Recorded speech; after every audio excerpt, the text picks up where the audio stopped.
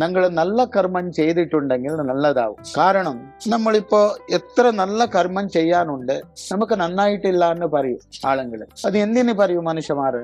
അവർക്ക് ഈ പിന്നാട് ജന്മത്തിൽ ചെയ്തത് ഇനിയോ കറക്റ്റായിട്ട് ജീർണമായിട്ട് പോയിട്ടില്ല എന്ന അർത്ഥം. എത്ര നമ്മളൊക്കെ കാണും, ഇത്ര ജീവാത്മകളുണ്ട്, അങ്ങനെ ഉണ്ട്. ഇല്ല, ആത്മ വരേ ഉള്ളൂ. ജീവാത്മകൾ മാത്രം നിറച്ചുണ്ട്, ജാസ്തി ഉണ്ട്. അതിനു ആ ജീവാത്മാക്കൾക്കാണ് ഉള്ളത് കർമ്മഫലങ്ങൾ. ഇത് ഉത്സവ എന്ന് പേരിതിന്. ഉത്സവ എന്നാല് ഈ ദേവന്മാർക്ക് സന്തോഷത്തിന് വേണ്ടിയിട്ട് കൊടുക്കുന്നത്. ഈ ഉത്സവം ഏത് അമ്പലത്തിൽ ജാസ്തിയായിട്ട് നടക്കുവോ അവിടെ ശക്തി നന്നായിട്ട് ഉണ്ടാവും. സ്വാമിജി, നമ്മൾ ജനിക്കുമ്പോൾ തന്നെ എല്ലാവർക്കും ജാതകം കുറിക്കപ്പെടുന്നുണ്ട്. അപ്പൊ നമ്മൾ ഇപ്പോൾ അനുഭവിക്കുന്ന കഷ്ടപ്പാടുകളും അതുപോലെ സുഖദുഃഖങ്ങളുണ്ടല്ലോ, ഇതെല്ലാം നമ്മൾ മുൻജന്മ കർമ്മം അനുസരിച്ചാണോ കിട്ടുന്നത്? ഈ ജന്മം ചെയ്തതിന്റെ പുണ്യകർമ്മമാണോ നമ്മൾ ഇപ്പൊ അനുഭവിക്കുന്നത്? അത് പറയുമ്പോ നമ്മള് മുൻജന്മത്തിൽ എന്താ ചെയ്തിട്ടുണ്ടോ അത് തന്നെ ഇപ്പൊ നമ്മൾക്ക് കിട്ടുന്നത്. നമ്മളെ അക്കൗണ്ടിൽ അത് അങ്ങനെ ഫ്ലഡ്ജ് ആയിട്ട് നിൽക്കും. നമ്മൾ മറിച്ചാലും അത് പോവില്ല. നമ്മൾ മറിച്ചാൽ നമ്മൾ പൈസ മാത്രം നമ്മളെ കുട്ടികളോ വേറെ ആരോ തിന്നിട്ട് പോകും. എന്നാൽ ഈ കർമ്മ ആരും എടുക്കില്ല. ഇതങ്ങനെ ഉണ്ടാവും. അതൊക്കൊണ്ട് ഈ കർമ്മങ്ങൾ ഇതാണ് വളരെ വിശേഷമുള്ളത് ജീവിതത്തിൽ. ഞങ്ങൾ നല്ല കർമ്മം ചെയ്തിട്ടുണ്ടെങ്കിൽ നല്ലതാവും. കാരണം നമ്മളിപ്പോ എത്ര നല്ല കർമ്മം ചെയ്യാനുണ്ട്, നമുക്ക് നന്നായിട്ടില്ല എന്ന് പറയും ആളുകൾ. അത് എന്തിനു പറയും മനുഷ്യന്മാര്? അവർക്ക് ഈ പിന്നാട് ജന്മത്തിൽ ചെയ്തത് ഇനിയോ കറക്റ്റായിട്ട് ജീർണമായിട്ട് പോയിട്ടില്ല എന്ന അർത്ഥം. ജീർണമായിട്ട് പോയാല് പിന്നെ അവർക്ക് നല്ലതാവും. അതൊക്കൊണ്ട് ഈ ജീവാത്മാ പരമാത്മ എന്ന് രണ്ട്. പരമാത്മ എന്നാല് അവനക്ക് ഒന്നും ലേപമേ ഇല്ല. ജീവാത്മാ എന്നാല് ജീവ ആത്മ. അത് രണ്ടു ചേരുമ്പോ ഈ ജീവങ്ങളുണ്ടല്ലോ, ഇവിടെ നമ്മള് മനുഷ്യന്മാർ മരിച്ചു പോയാലോ ശരീരം മാത്രം തന്നെ പോവും. ഈ ജീവത്തിനെ പിടിച്ചതുണ്ടല്ലോ കർമ്മങ്ങൾ ഞങ്ങൾ ചെയ്തത്, തെറ്റത്, നല്ലത്. വേറെ ആൾക്ക് ഉപദ്രവിക്കൂ, ചില ആള് വേറെ ആൾക്ക് സഹായിക്കൂ. സഹായിച്ചത് നല്ല കർമ്മമായിട്ട് ഡിപ്പോസിറ്റ് ആവും. ഉപദ്രവിച്ചതും ഡിപ്പോസിറ്റ് ആവും തെറ്റായിട്ട്. ഈ നമുക്ക് ദുഃഖ പറയുന്നത് എന്താ? നമ്മള് വേറെ ആൾക്ക് ദുഃഖി കൊടുത്തത് കൊണ്ട് അത് നമുക്കെന്താ അറിയില്ല. ഞങ്ങൾ പിന്നാടിയെ നമുക്ക് ഇങ്ങനെ നോക്കില്ലല്ലോ. പിന്നെ നമ്മൾക്ക് പിന്നാടി ജന്മ അറിയാവോ? ഇല്ല. മുസ്ലിമോ ക്രിസ്ത്യനോ പോലെ ജന്മ ഇല്ല എന്ന് അവർ പറയും. നമ്മളെ ഹിന്ദുക്കള് ജന്മമുണ്ട് എന്ന് പറയും. ഇപ്പൊ നമ്മുടെ ശരീരത്തില് നമ്മളെ ശരീരത്തിൽ ഒരു ജീവാത്മാക്കളുണ്ട്. അപ്പൊ നമ്മളെ ശരീരത്തിനകത്ത് ഒരുപാട് ജീവജാലങ്ങൾ, നമ്മൾ കണ്ണുകൊണ്ട് കേൾക്കാത്ത ഒരുപാട് ജീവജാലം നമ്മുടെ ശരീരത്തിൽ കുടികൊള്ളുന്നുണ്ട്. അതിനെല്ലാം ആത്മാക്കളും ഉണ്ട്. അപ്പൊ നമ്മളെ ശരീരം നശിക്കുമ്പോ ഈ ആത്മാക്കളും നശിക്കുന്നുണ്ട്. ഈ ശരീരത്തിലെ ആത്മാക്കൾ നശിക്കുന്നുണ്ട്. അതായത് ഈ നമ്മളെ ശരീരത്തിൽ ഉള്ള മെയിൻ ജീവാത്മായ വേണ്ട കർമ്മത്തിലോടൊപ്പം നമ്മളെ ശരീരത്തിൽ ജീവിക്കുന്ന മറ്റുള്ള ജീവജാലങ്ങളുള്ള ആത്മാക്കളുടെ കർമ്മം കൂടി ഈ ശരീരത്തിലുള്ള നമ്മൾ അനുഭവിക്കേണ്ടി വരുമോ എന്നാണ് ചോദിക്കുന്നത്.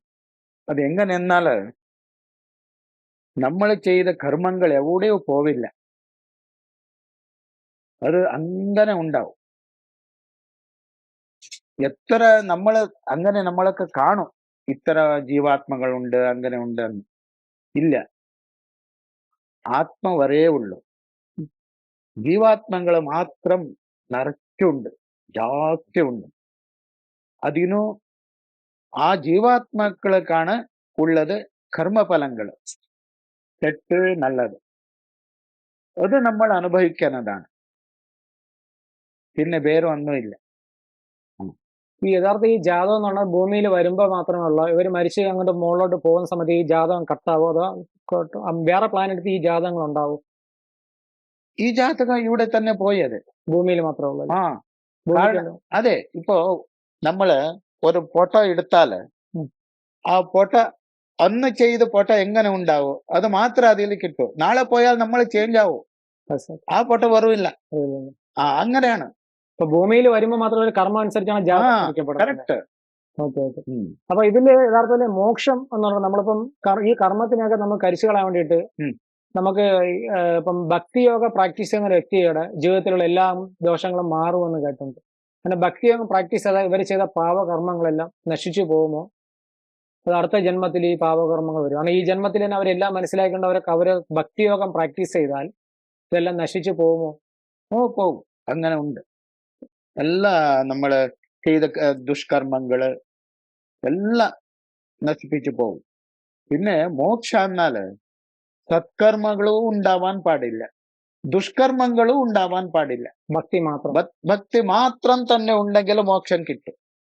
പിന്നെ നമ്മൾ ചെയ്യുന്നത് ഈ നാരായണ ബലി മോക്ഷം ഉണ്ടല്ലോ, അത് എങ്ങനെയെന്നാൽ പ്രേത ജന്മത്തിന് മോക്ഷാണ്. ഭഗവത്ഗീതയിൽ പറഞ്ഞ മോക്ഷ അല്ല. ആ മോക്ഷ കിട്ടും. പ്രാക്ടീസ് ചെയ്ത് ഞങ്ങള് ആ സത്വഗുണത്തില് സത്വപ്രധാനമായ സത്വരജ തമ ഈ 3 ഗുണങ്ങള്, അതിൽ സത്വപ്രധാനമായ ഗുണങ്ങളെ പോയിട്ട് പിന്നെ നമുക്ക് ആ ഒരു മോക്ഷം കിട്ടും. അത് ഒരു ജന്മത്തിൽ കിട്ടില്ല. കാരണം എന്തെന്നാല് വലിയ വലിയ ജ്ഞാനികളൊക്കെ പറഞ്ഞിട്ടുണ്ട്, ഞാൻ ഇത്ര പ്രാവശ്യം ജനിച്ചിട്ടുണ്ട്, ഇത്ര അനുഭവിച്ചിട്ടുണ്ട്, ഇത്ര ഒരു തപസ് ചെയ്തിട്ടുണ്ട് എന്ന്. ನಾನು പഠിച്ചതവിടെ ശ്രീധര സ്വാമികൾ എന്നൊരു സ്വാമികളുടെ ആശ്രമത്തിലാണ്. ಅವರು പറഞ്ഞിട്ടുണ്ട്, ನಾನು 50 ജന്മത്തിൽ ചെയ്ത സാധന ഇപ്പൊ അനുഭവിക്കാനുണ്ടെന്ന് അവർ ഹിസ്റ്ററി എഴുതിയിട്ടുണ്ട്, അതിലുണ്ട്. എന്നാല് 50 ജന്മ ഒരു സാധന ചെയ്തത്, അതിന് ഇപ്പൊ നിനക്ക് വിരാമം ചെയ്യാനുണ്ടെന്ന്. അപ്പോ എത്ര കഷ്ടമുണ്ട് ഒരു ജീവന് മോക്ഷത്തിന് വേണ്ടി. ആത്മസ്വരൂപത്തിൽ അവന് വരണല്ലോ, ആത്മാനന്ദ ആവണം അവന്. എന്നാൽ മാത്രം അവന് മോക്ഷം കിട്ടും, ഇല്ലെങ്കിൽ കിട്ടില്ല. മൂകാംബിക ക്ഷേത്രത്തിന്റെ ചുറ്റും അത് ധാമമാണ്, പുണ്യഭൂമിയാണ് മൂകാംബിക. മൂകാംബിക ക്ഷേത്രത്തില് ദർശനം എടുക്കണമെങ്കിൽ പെട്ടെന്ന് ആർക്കും പെർമിഷൻ കിട്ടില്ല. ഞാൻ തന്നെ 20 വർഷം മുമ്പ് വന്ന് ദർശനം എടുത്തിട്ട് പോയതിനു ശേഷം എനിക്ക് ഇതുവരെ വരാൻ കഴിഞ്ഞിട്ടില്ല. പല പ്രാവശ്യം ഞാൻ ബുക്ക് ചെയ്തിട്ട് ക്യാൻസൽ ചെയ്യേണ്ടത്, എനിക്ക് ഇപ്പോഴാണ് അതിനുള്ള കിട്ടിയത്. അപ്പൊ വന്നപ്പോ എനിക്ക് മനസ്സിലായി അത് അമ്മയുടെ അനുഗ്രഹം ഉണ്ടെങ്കിൽ നമുക്ക് വരാൻ പറ്റുള്ളൂ. അതുപോലെ തന്നെ ഇവിടെ ഈ ചുറ്റുമുറ്റും താമസിക്കുന്ന ആത്മാക്കളൊക്കെ പുണ്യാത്മാക്കളായിട്ടാണ് പറയുന്നത്. മൂകാംബിക ക്ഷേത്രം ചുറ്റുകൊണ്ട് ചെയ്യുന്ന സാധാരണ വ്യക്തികളല്ല എന്നാണ്. അങ്ങ് ഇതിനെക്കുറിച്ച് എന്തെങ്കിലും മനസ്സിലാക്കിയിട്ടുണ്ടോ? അങ്ങ് മൂകാംബിക ദേവിയുടെ സ്ഥലത്തടുത്ത് താമസിക്കുന്ന അങ്ങയുടെ പിന്നിൽ എന്തോ ഒരു ശക്തി ഉണ്ടെന്നും അങ്ങക്ക് എന്തെങ്കിലും അങ്ങ് മനസ്സിലാക്കിയിട്ടുണ്ടോ? കണ്ടിപ്പാ. കാരണം എന്തെന്നാല് ഇവിടെ വരാനേ അമ്മ പെർമിഷൻ കൊടുക്കുന്നത് വളരെ കഷ്ടാണ്. പെർമിഷൻ കൊടുത്താല് നമ്മൾക്ക് പിന്നെ പിന്നെ പിന്നെ പിന്നെ വരാൻ വിളിക്കും.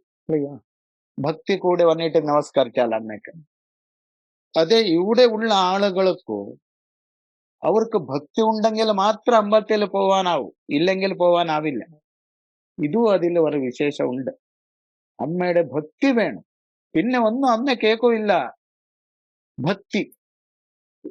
ഭക്തി ഉണ്ടെങ്കിൽ എല്ലാ പിന്നാടി അതിന് ഉണ്ടാവും. മൂകാംബിക ക്ഷേത്രത്തിൽ വരുമ്പോൾ നമ്മൾ സാധാരണ നമ്മളെ കേരളത്തിലെ ക്ഷേത്രങ്ങളിൽ ശിവേരി എന്ന് പറയുന്നത് കീഴ്ശാന്തി തലയിൽ വിഗ്രഹം വെച്ചിട്ട് 3 പ്രാവശ്യം പറഞ്ഞു. അപ്പൊ ഇവിടെ നമ്മൾ കണ്ട കാഴ്ച എന്ന് പറഞ്ഞാൽ ആദ്യം തന്ത്രി തലയിൽ വെച്ച് അമ്മയെ ഒരു പ്രാവശ്യം പ്രദക്ഷിണം എടുക്കുന്നു, 2ാമത്തെ പ്രദക്ഷിണത്തിന് പല്ലക്കിൽ കൊണ്ടുവരുന്നു, പിന്നെ 3ാമത്തെ പ്രദക്ഷിണം എന്ന് പറഞ്ഞാൽ അമ്മയെ രഥത്തിലാണ് കൊണ്ടുവന്നത്. അത് എന്താണ് ഐതിഹ്യം? ഐതിഹ്യം എന്നാല് ഇത് ഉത്സവ എന്ന് പേരിതിന്. ഉത്സവ എന്നാല് ഈ ദേവന്മാർക്ക് സന്തോഷത്തിന് വേണ്ടിയിട്ട് കൊടുക്കണം. ഈ ഉത്സവം ഏത് അമ്പലത്തിൽ ജാസ്തിയായിട്ട് നടക്കുവോ അവിടെ ശക്തി നന്നായിട്ട് ഉണ്ടാവും. കാരണം എന്തെന്നാല് ആ ദേവന്മാര് വളരെ സന്തോഷമായിട്ട് ഇരിക്കുവെന്ന്. ദേവപൂജ, ഉത്സവ, രഥോത്സവ ഇതെല്ലാം ചെയ്യുമ്പോ ആ ക്ഷേത്രത്തിൽ ശക്തി വൃദ്ധിയാവും. അപ്പൊ ഭക്താദികൾ വന്ന് പ്രാർത്ഥിച്ചാല് ഉടനെ അതിന് എന്ത് വേണോ അത് അമ്മ അനുഗ്രഹിക്കും. ഇവിടെ ഒരു സാധാരണ ഒരു വ്യക്തി വരുമ്പോ അവരിവിടെ എങ്ങനെയാണ് ദർശനം എടുക്കേണ്ടത്? മുമ്പേ എല്ലാം എങ്ങനെ ഉണ്ടെന്നാല് ഫസ്റ്റ് കൊല്ലൂരിൽ വന്നപ്പോ സൗപർണിക്ക് പോയിട്ട് അവിടെ സങ്കല്പ സ്നാനം ഉണ്ടായിരുന്നു. കാരണം എന്തെന്നാല് ഈ കൊല്ലൂരില് സൗപർണിക്കയില് 64 തീർത്ഥങ്ങൾ ഒന്നായിട്ട് വരാൻ ഒരു സ്ഥലമാണത്. ചതുഷ്ഷഷ്ടി ദിവ്യൌഷധ ദിവ്യതീർത്ഥ സിദ്ധ ഗന്ധർവാദി വൃന്ദാരക വൃന്ദ സമാശ്രിത കുടജപർവത വീക്ഷ സഞ്ജീവകാദ്രേ ഉപത്യകാജാം. അപ്പൊ ഇവിടെ ഒരു സങ്കല്പമുണ്ട് അമ്പലത്തില്. ആ സങ്കല്പത്തിലെ ഉണ്ട് അങ്ങനെ. എന്താന്നാല് സിദ്ധ ഗന്ധർവാദികൾ തപസ് ചെയ്യാന് ഒരു ഗുഹയുണ്ടല്ലോ, ഗുഹ. അതില് വരാൻ ഒരു തീർത്ഥാണിത്. 64 ഗുഹകളുണ്ട് അവിടെ. ആ 64 ഗുഹ ഉള്ളില് 64 സിദ്ധര് ഗന്ധർവാദികള് എല്ലാം തപസ് ചെയ്യാറുണ്ട്. ആ തപസ് ചെയ്ത ഇരുന്ന സ്ഥലത്തില് വരാന തീർത്ഥങ്ങൾ ഇവിടെ വരുന്നു. അതിൽ സങ്കല്പം ചെയ്ത് സ്നാനം ചെയ്ത് പിന്നെ ഇവിടെ ഏതോ ഒരു പട്ടന്മാരില് വീട്ടിലവർ ഇരിക്കുന്നതാണ് മുമ്പ് വന്നാൽ. അവിടെ ഇരുന്നിട്ട് അവിടെ പോയി കാളിച്ചാന്ന് പേര്, ഒരു തെങ്ങ്, ഒരു തേങ്ങ, പിന്നെ 2 പഴ, കുറച്ച് കുരി ഇങ്ങനെ ഒരു പ്ലേറ്റിൽ വെച്ച് അത് അമ്മ മുമ്പാകത്തിൽ കൊണ്ടുപോയി അവിടെ പ്രാർത്ഥന ചെയ്ത്, അമ്മയെ നാ വന്നിട്ടുണ്ട്, നിനക്ക് അനുഗ്രഹിക്കണം പ്രാർത്ഥിച്ച് അമ്മ മുമ്പാകത്തിൽ വെക്കണത് മുമ്പത്തെ ഒരു പദവിയാണ്. ഇപ്പൊ അതില്ല.